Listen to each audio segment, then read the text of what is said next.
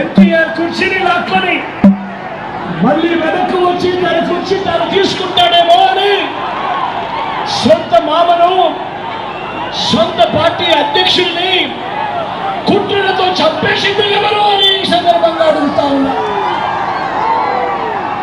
వంగవీటి మోహన్ రంగారావును కుట్రలతో చంపింది ఎవరు అని అడుగుతా ఉన్నాను ఈ సందర్భంగా.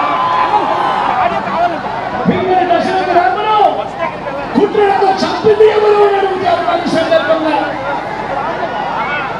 ఐఏఎస్ అధికారి రాఘవేంద్ర రావును కుట్రలతో చంపింది ఎవరు అని అడుగుతా ఉన్నారు ఈ సందర్భంగా. ఇప్పుడు జగన్ను చంపేస్తే తప్పేంటి అని అంటున్నది ఎవరు అని అడుగుతా ఉన్నాడు మీ బిడ్డ మీ అందరి సమక్షంలో. ఇప్పుడు మీ జగన్ను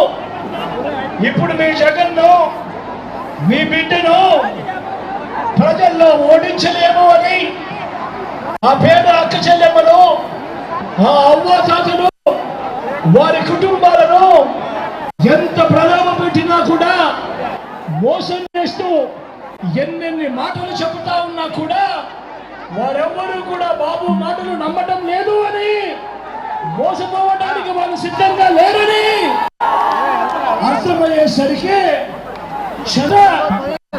ఈ జగన్ను చంపేస్తే ఏమవుతుంది అన్న మాట వినిపిస్తా ఉంది అని చంద్రబాబు గురించి మాట్లాడుతూ చెబుతా ఉన్నాను అని అంటే, ఇంతకన్నా సిగ్గుచేటు రాష్ట్ర రాజకీయాలలో ఎక్కడ ఉంటుందా అని అడుగుతా ఉన్నాను మీ సమక్షంలో.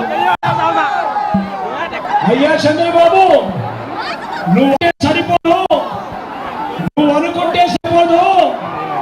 జగన్కు తోడుగా, జగన్కు అండగా ఇంట్లోనూ